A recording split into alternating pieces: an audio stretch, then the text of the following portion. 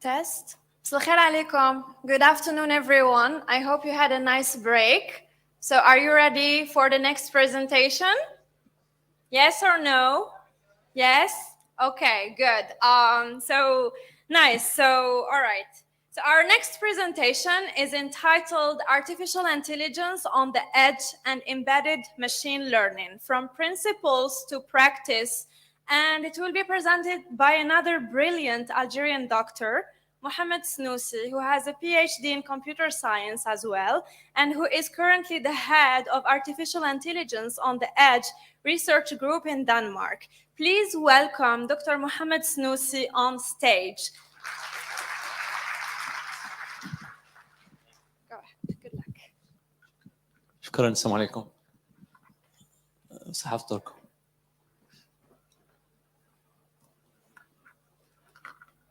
لفترة je pense qu'il y a une فترة. Non.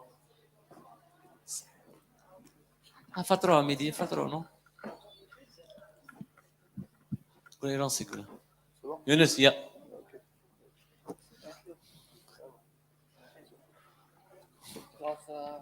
Okay. Assalamu alaikum. My name is Mohamed Senouci, and yeah, today I will speak about embedded AI on the edge, and as you know, there is two main, let's say, keywords. We speak about the embedded, and we speak about AA, artificial intelligence. I was born in Moscow, and when I was a kid in the school, I learned this. اطلبوا العلم ولو في الصين. That means you need to travel, you need to go everywhere in order to learn and try to learn new things, new challenges. And exactly this is what I did. So where there is a flag, I was there in order to طلب العلم. So I started my engineer degree in computer engineering in Algeria, in Sidi Bel Abbas. I went to France. I prepared a master and then a PhD. I get scholarship from French government. It was in Grenoble, the MPG, l'Institut National Polytechnique de Grenoble. And then when I finished my PhD, I went to Netherlands, La Hollande. I stayed there for a couple of years working as a researcher. I come back to the place where I was. From Holland, I went to South Korea. So looking for knowledge. South Korea, it was like a very nice experience where I start learning about artificial intelligence and mainly integrated in autonomous cars. Okay, I will come back to this also, share some examples with you. So from South Korea, I came back to France. I was working as associate professor in the École Centrale in Paris. And since last year, new challenge, I moved to the US in the University of North Dakota State University. And in the same time, I'm also heading a small, let's say, research group working on embedded AI. Say this in Denmark, in SDU, Southern Denmark University. So this trip, it's a long trip, as you can say, you can see that. I learned a lot, really a lot. And today I want just to share with you what I learned. And of course, they will be by the end questions and answers, and I will be very happy in order to come back on different things that I will speak about in here. Okay, guys? So I did my PhD, as I said, in Grenoble. It was in Team A laboratory. Grenoble, اللي ما يعرفهاش, is not far from Lyon. Grenoble هي Silicon Valley, French Silicon Valley. So governments in France, they invest a lot of money in the 19th in order to do the same thing as in San Francisco. That means create new ecosystem where all the ecosystem is based on silicon, and it works. When you go even now, if you go to Grenoble, so there is a lot of companies, lot of IT, lot of silicon companies speak about Cadence, Synopsys for the people they know, ST Microelectronics, Cadence, Mantor Graphics. All of them, they have offices in Grenoble. In the same time, in France, they are doing a new hub for silicons in Paris, Paris-Saclay. There is I know that there is a lot of people, or students in here, they will maybe try to do the masters there. And Saclay will be like the second, somehow, Silicon Valley, more oriented to AI and softwares. Okay? I did my PhD in hardware software design, or we call it embedded systems, or SoC, systems on chip. Then this is a photo or picture from my university in 20. So in Holland, there is 3 big universities, technical universities. So we have University of Delft, we have the University of Eindhoven, and then we have the University of Twente. Those people, they know or they want to know more. So it's to the north, not far from the border with Germany. And I took this picture with the bike. So everything's biking there. So this why. So in South Korea, I was in the south, in city named Daegu, not far from Busan, for the people they know a bit maybe. And I was in KNU, Kyongpook National University, and always took pictures with my student. I'm proud of them, you know. Then, yeah, here I did still working with them as researcher and several projects related to autonomous cars, V2V, V2X communications, and mainly how integrate embedded AI, and at software level and hardware level. So all are both architecture. So architecture, hardware architecture, and software architecture. We come back to this. This a picture of my campus in Paris. Okay, ici, l'école centrale, and this campus it was not far from Eiffel Tower. It was like 500 meters, and my office was giving on the Eiffel Towers. What the fucking 3 minutes from I'm not far. So here I spent several years in there, working on as associate professor, giving courses, and at the same time, of course, doing research. I supervised several students in here. So main student was in AI on the edge. Okay, how to integrate artificial intelligence in chips, in small chips or tiny chips. New challenge. So this is North Dakota. It's cold a bit. It's the university and DSU between Minnesota and Dakota. And always when I finished courses, I took a picture with my students. And this is a picture of my campus in Denmark.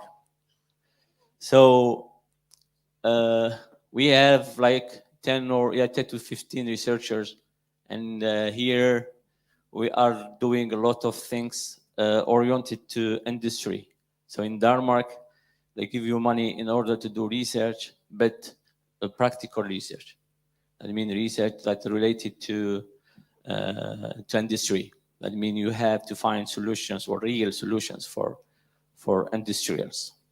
And the embedded AI and AI on the edge, something that a lot of people that interested in and try to integrate it in several products. Then, so in my like free time somehow, I created this YouTube channel, what we call it نخب. نخب هي الجمع تاع نخبة. And in نخب we are doing two main things. The first, I'm doing interviews. Interviews for who, with who, with scientists, because I love them and I like them. And with the, yeah, let's say scientists that did something special all around the world. So you can see here with Professor Tahar Shadi, he's in here. I went to Dublin in order to take this interview with him. I went also to Japan in order to do this interview with Fatima bin Sheikh. She's a scientist in Japan, and she's doing very well also. Yeah, so a lot of Algerians that they are successful or very successful in science and technology. Marwan Dabbah, so the head, I think a lot of people know him in here. He is the head, or he was the head of Huawei research, and now he is the head of a big department on AI in Abu Dhabi. As I said this morning, that he will be with us this afternoon on Thursday. He will give a talk. The second thing, yeah, maybe I speak about Farid Amirouche, Professor Farid Amirouche in Chicago. He is the only guy. He is a doctor in medicine, and he's professor in medicine and professor in mechanic. Okay, guys, really the only one that he had this double, yeah, double professora, if we can say. And now he is the head of the hospital in orthopedics there. Okay, I don't know if you know Nukhab or no, but yeah, invite you in order to have a look on these interviews. Is very, very interesting. The second thing that we do it, or are doing on Nukhab, is virtual conference. I think a lot of you hear about home camps that we did it during the Corona time in Ramadan in 2020, where we invite people in order to, give some talks, try to explain new technologies for a student, but we did all things online. We had also one that I was very happy to do it about المرأة الجزائرية قصة النجاح, that we did it with successful women, one from UK, one from Algeria, one from Japan, another one from US. No? So all we did also camps or home camps on medicine, and all this that are online if you want to have a look. Now I will speak more share with you more details maybe about technical stuff. As I said, here we have two keywords. We speak about embedded, we speak about AI. So we try I will try to explain what means this thing and why we need it. So all what we are doing in here for 3 days, so the AI will come back every time. So a lot of people and companies and countries invest money in order to have this or master this technology or just be the first in this technology. This statistics speak about, we did this statistic with 400 technology company. We ask them in which field you are interested and in which field you are investing money. 400 technology companies. We speak about Apple, we speak about Microsoft, we speak about Google, and the result is 51% they are investing in artificial intelligence. 44% predictive or big data analytics, 35% smart machinery or equipment. And all of them is related to AI. So that means the future for the people, they will look for a job. For the professor, they will build new courses, new lectures. It will be AI. Speaking, of course, about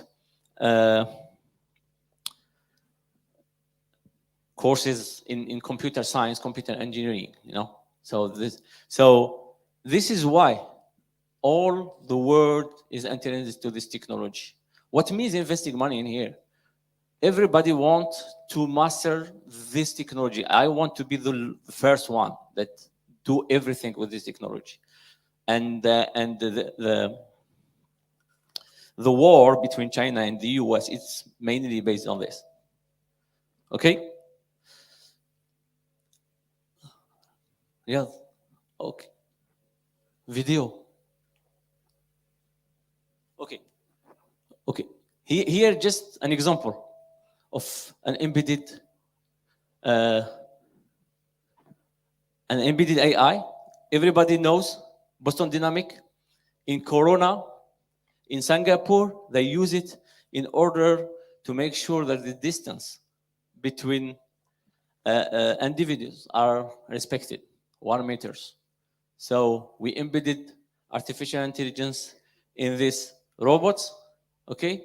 And this robot will check if the distance is not respected. He will generate alert. Said, yeah, there is something wrong in here. And this is one of, let's say, a real example of embedded AI or AI on the edge, or we come back to different. So the definition you can find is the same. We speak about edge AI. We speak about embedded AI, AI on the chip or smart chips. Same thing. Okay. And they are used mainly in this new system, but we call it CPS, cyber physical systems. So the robots that we have seen, it's cyber physical systems. What means cyber physical system? That the system is in interaction with the environment. Okay, for example, you have obstacles, you have sensors, the sensor sense these obstacles, and you can make this movement. And this is what we call it cyber physical. That means you have a physical reaction about what you get, around you. Okay? And we speak same thing about machine intelligence. Is the same terminology if you want. So this is the different applications. That means this is why we are interested in embedded AI and how we can make money from it. We speak about health. So robotics, we have already seen it. We speak about health. We speak about Industry 4.0, and we speak about smart vehicles.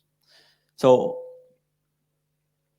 I will give two examples. So in healthcare, if you take Apple, the idea behind they want that their Apple Watch will be your doctor.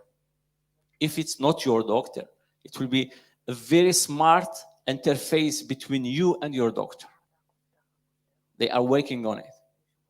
That means, anyway, your health will be linked to your smart watch. So this is their objective. For the industry, we speak about Industry 4.0. That means we had before Industry 3.0. In 3.0, we integrated computers. We integrated controls. We integrated microprocessors. We integrated microcontrollers in our machines in order to control start, stop, start, work for 30 seconds and stop. All these things, you can manage it by microcontrollers with a C code on it. Okay, guys? With 4.0, they want to go farther. That means there is a control, and on the top of the control, there is smartness. One example that you can find it but it's a real example for this industry 4.0 is Tesla. They have already integrated these new technologies in Tesla. The robots that works on the cars. If this robot stops working, there is another robot who fixes them. Okay, we don't need that human being that will enter, check and fix it. No, all the robots inside are connected, IoT. Okay, so the information that one robot is stopped working, another robot can get it and go and check why and fix it.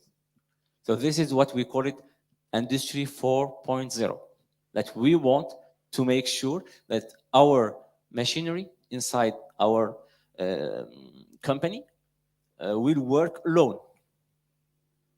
Okay, this one. And smart vehicles, we will come back to this during this presentation. So why we can, now the question, how come that we can make embedded or make AI embedded in a small chip? So everything is related to semiconductors. It means the capacity, what means semiconductor technologies, the capacity, that's how much transistor you can put it in the same chip. Numbers of transistors grow up, that means you will have place. You can put more microcontrollers. You can put more memories. If you will put more memories, that means you have some megabytes or gigabyte maybe. Speak about embedded, that more gigabytes, that will be free. If you have 3 megabytes in your chip, that means you can put a lot of software. Okay? And if you can put a lot of software, you can put several algorithms. Algorithm for control, algorithm for processing, and why not algorithm for deep learning or machine learning. So this thing is very important. This is in 19th. In 2010, 2003, you can see in here. So we will have the time just one microcontrollers, and you have software tasks. See, execute on it. And this is what we have now. Memory capacity. So we can integrate your operating system or embedded operating system for the people that knows Linux, for example, or any other ones. I don't want to speak technical stuff, but this is very important. That means you have place in order to integrate your software AI. Okay? So this thing. This is how it looks like. The global view of our embedded systems or embedded AIs. You have architecture, okay? Then you have architecture, of course, it's hardware software architecture. What means hardware software architecture? That you have microcontrollers, architecture around it, and you have operating system, or embedded operating system, and architecture around it, okay? You can find also transmitter, receiver, all this stuff in order to your chip will be IoT.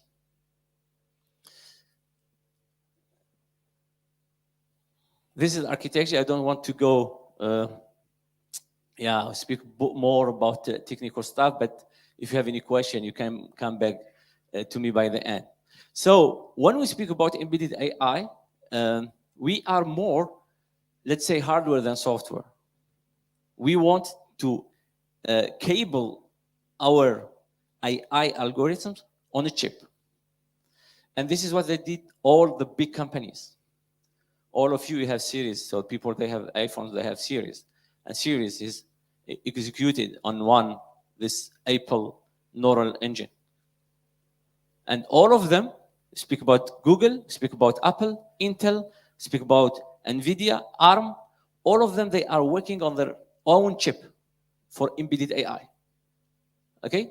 And here I'm speaking about 100% hardware. Okay, but of course you can do it hardware, software. We can do it pure software. It depends. And we are doing this 100% hardware, of course, because we will be very fast. In terms of performance, this is the performance here.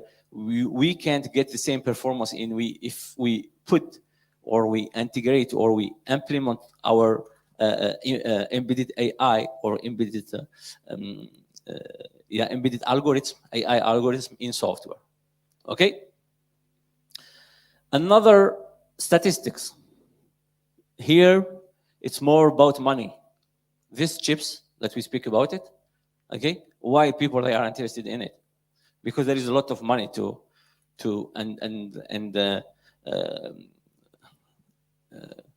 a lot of money to make to buy these chips.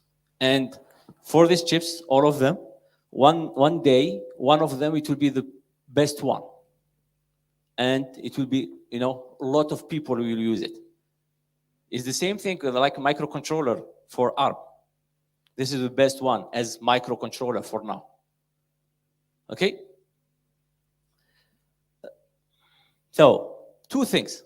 When you want to do like AI or embedded AI, you have two options. The first option is about simulation. You do simulation, all of you know it. You have a PC or you have a laptop, you have software on it, and you run everything. Okay, this is the different, software that you can use it for to doing AI or embedded AI. But the problem with simulation is that when you need or when you add a lot of details in your architecture, so the simulation became very slow. And once it's very slow, it will take more time in order to test several options. The second options that we have in order to do embedded AI, and this is a lot of people know it, a lot of people do it or doing it now. We speak about platform or hardware platform-based design. You will use these small chips. It's not very expensive. This one is $2 ESPI, and you can develop embedded AI related or embedded ML or DL related to image processing, image recognition, or this kind of stuff. Okay, NVIDIA and all of you know the Raspberry Pi. If you want to do embedded AI, Raspberry Pi is one of the best. Let's say, I'm speaking about universities and academia. It's one of the best things that you can practice with it, your embedded ML or embedded DL. Okay. If you are more in computer engineering and you want to do it, there is FPGAs also, Zinc, and here you are more oriented to hardware software implementation of your ML or DL. Okay, and as I said, if you have questions, here I'm technical part, but if you have a question, you can come back to me. The questions that I always get it, in Nukhab, or they send me a lot of students, send me, doctor, that you ask as, or you speak about Python. This is the evolution of programming language till 2019. Okay, and this one speaking about, you can see we are in 19, so you have the C. You can stop it,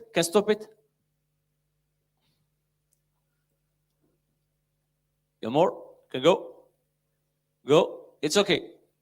So the end of the 90s was like a C and C++. Here in beginning of 2000, we have Java and JavaScript, and I think you know why. So in this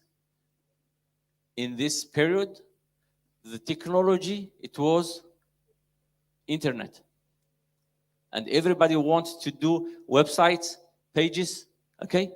And this is why all the things that people start or were interested in Java and JavaScript. You can go, Yunus.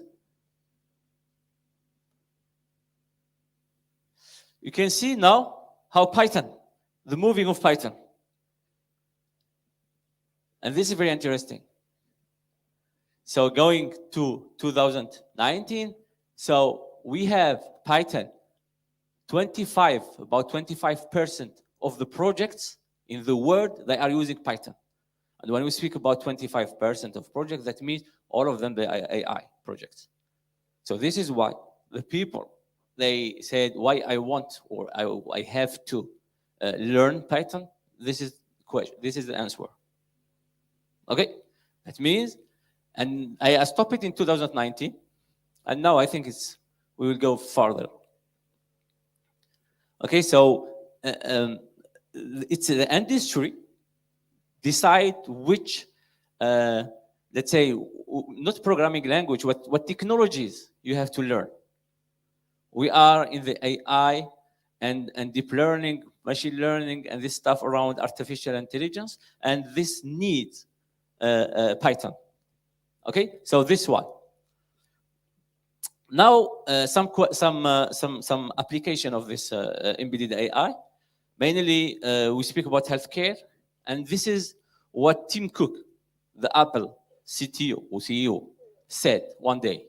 And this is, I mean, this is a real speech from him. He said, if you zoom out into the future and you look back and you ask the question, what was Apple's greatest contribution to mankind? He said, it will be about health. It's clear. Apple wants to invest more and more in healthcare. Okay? And one of the things is make smart objects around us in order to, monitor our health, make interface between us and our doctors, makes things that our life will be more easier, okay, with this small component and small devices. So, and they are taking this thing very seriously. Apple Watch, it's one of the things. And there is other projects they are working on it also. There is glasses, also they are working on it. And all this, they integrate things around healthcare. So this is an example of healthcare. We speak about smart camera. This camera detects in-person fall or no. Okay? And mainly we use it in a long-term care establishment for old persons. Detects if someone very old in France's iPad, if they have some problems, so the camera will check it and will send you a message or alert you about what's happened in the room or this closed room. Okay. Second one is about bed scale. In this long-term establishment, the same thing. So in order to make sure that the older person inside the establishment stay in good health, you have to scale him every day or every 2 days or every 3 days. So we did a system that you do it automatically with embedded AI. Okay, if you have questions, come. And you can see that my students used a Raspberry Pi boards in order to do it. And we get the information, we send it to database, and then on the application mobile of the nurse. So the nurse get the information about the scale or the scale of the guy with his number, age, and every stuff. Okay? Now we go for autonomous vehicle. And this is one of the projects that I spend a lot of time on it. Why autonomous vehicle? This is why.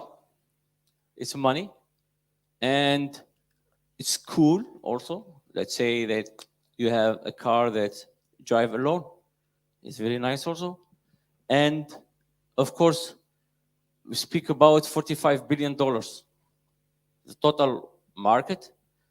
We speak about more than 130 million smart cars. This is by 2025. And of course, $4.5 billion for the data. Of course, this was said Morad this morning. Data is money, and all these smart cars generated data. Because somehow it's IoT, it's Internet of Things, when these cars move. So collect data and send data in the same time. You see? And this is, we can get some money from it. Yeah. All big companies are investing in it also. Speak about Apple Car, speak about Uber. Uber's just made this big contract with NVIDIA in order to integrate embedded AI and artificial intelligence inside. Yeah, may influence also. Germany, they are one of the best in autonomous cars. Mercedes and Mercedes and BMW, they are doing very good things around smart cars and autonomous cars. Here, when we speak about autonomous cars, you know that actually we have in the same car, we have more than 100. There are more than 100 microcontrollers in one car. Okay, that means everything is somehow used in order to control by software. And when we have more computing, that means we can do embedded AI or artificial intelligence algorithms running on this. Okay, and when we speak also about microcontrollers, it's like specified microcontrollers also, not general one or GPP. This video will show you different levels of the autonomous cars, because we start step by step. You can stop it. Yes. Can stop it, please.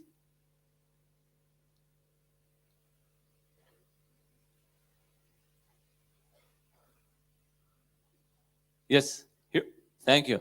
So, in order to do 100% autonomous cars, like everywhere, you have to like start step by step. So what they did, of course, we divided this autonomy or to make this cars autonomous in 5 levels. This is the first one, and mainly a lot of you that have cars, they have these features inside. So automatic braking, and warning in gas collision. We can find pedestrian automatic detection. الكاميرا ولا sensors can detect this, and security distance between vehicles. كي تكون تمشي افونسي بزاف لا فواتور اللي تكون قدامك, so you have others. Okay, so this is first level. Let's go, Yunus.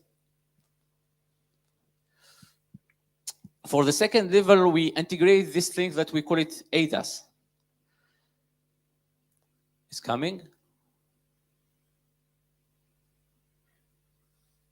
Thank you. Stop. So this, in level 2, the driver is helped by ADAS. ADAS or ADAS is Advanced Driver Assistance Systems. Driver's assistance system that integrated in the car and helps you in order to take a decision. Okay, when you have problems. You can, in this level also, you can remove hands from the steering wheel for a short period. Yunus, you can go. And then, of course, we go for the third level. You can see that examples is related to BMW, always because they are doing very good things in this technology, or Germans mainly. And for the 3 levels or third level, we speak about driver can completely turn attention away. Okay, that means the car can be run by itself for a couple of kilometers or without intervention of the drivers. Yunus, can go.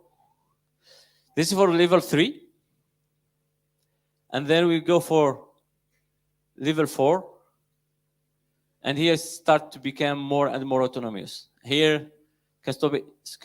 Thank you. So the level 4 is between, we speak about 2023, 2024, and some cars is already there. Here speak about driver may be able to sleep in his car, so car be 100% autonomous, and bet must be ready to take over control for specific sections. كي تكون في الاوتوروت باغ اكزومبل ترسل لا فواتور تاعك ما كاينش مشكل كان سليب but when الاوتوروت هذيك تكمل of course لا فواتور تعطيك alert تكون في فيراج ولا that she can't or it can't manage these situations. Okay, and then the last one, level 5, here speak about 2025 and 2023, mainly 2023, 2030. Here car will drive autonomously. The driver became just another passenger. The car will take complete responsibility of the drivers. Here we speak about 100% autonomous car, but it's very hard to get it. Even, there is a technology to do it, but we don't have the infrastructure to do it. This is the thing. So, of course, autonomous car or smart cars need smart city.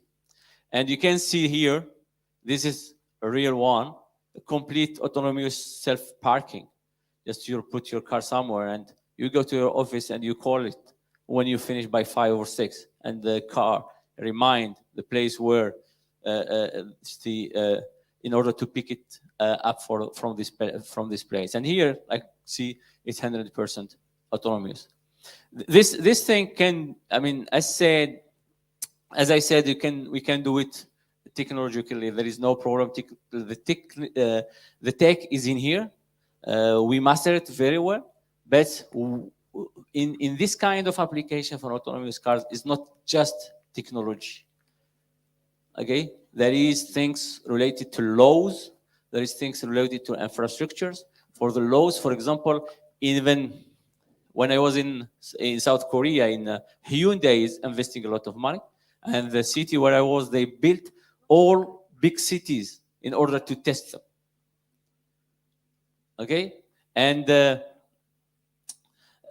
they are doing a lot of research and PhDs in law in order to find solution in this kind of applications.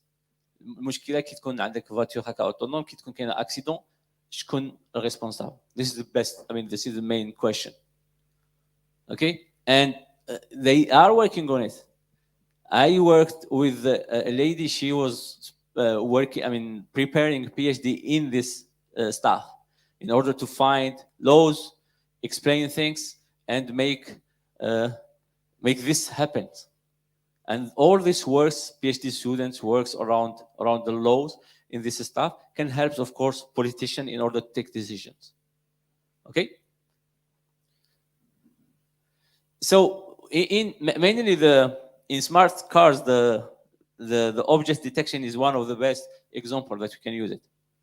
You can find it everywhere. What means object detection? That means you have a car. On the top of this car, the main sensor that you can is LIDAR. LIDAR is sensor capteur. Il scanne 360 degrees. And what he get, the sensors get things what we call it point cloud, nuage de points.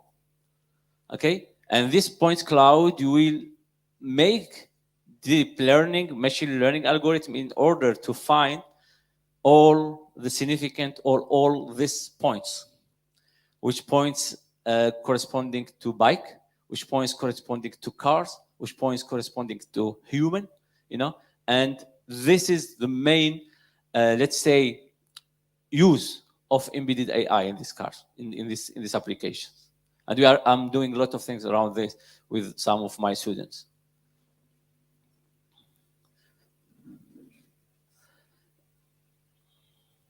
And this the main architecture that we can find. Speak about software architecture, speak about hardware architecture.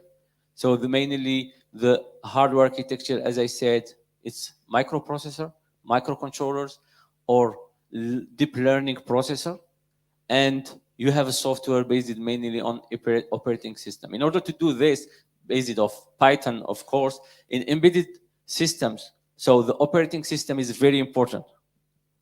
really, really very important. And mainly when you do things using Python.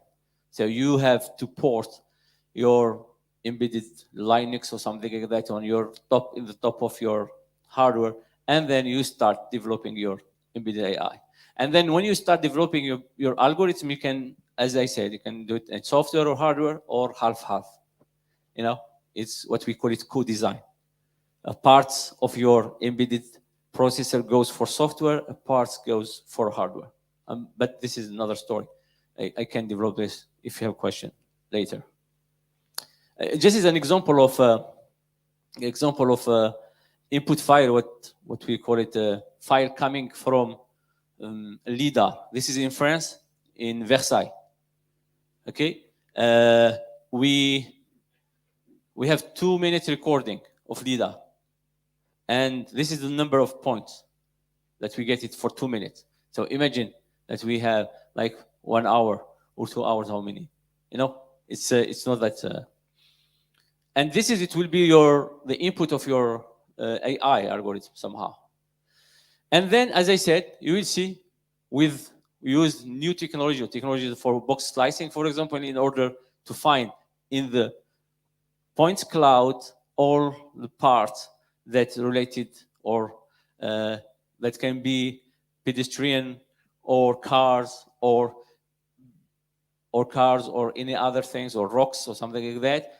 And your algorithm is already, let's say, trained. So because you have 2 parts, Morad speak about this morning, we have training and you have inference. Embedded AI is related more to inference. Okay, the training you have to do it somewhere. For now, there is a lot of projects that we try in order to make even the training on the chip. Very hard, but I think that one day we will do it. 100% sure. Yeah, this is how, and this box can be, you know, somehow elastic. Goes for, for small. I mean, for small kids, for for or big person, or or even for the objects around. And then this for implementation, you are free. You can do things on FPGA. I'm doing a lot of things on FPGA. And still on the autonomous cars, autonomous vehicles, this is what we have, and this is working. And it's already implemented and used in Lyon, for example.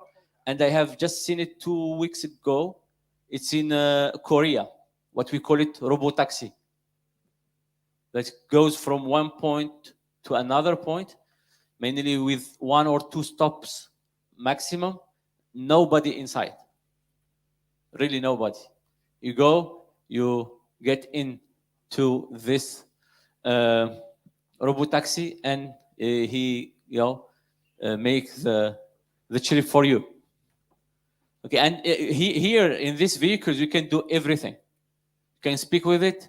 These vehicles are connected to the network of your smart grid. Okay, connected to smart cities, to the parking, using different technologies. I know that people here, students, they know Sigfox, Zigbee, or another technology in order to communicate and exchange data. This is very important. Even if for the people like Blaine can just make, a movement, and the car knows that someone is calling him. Okay, you open and you speak with it. You say, "I'm going to this place, to this place." You get in, and then we'll drive you. And this is working. Now it's working. In Lyon, there is one robotaxi for 1 to 3 stops.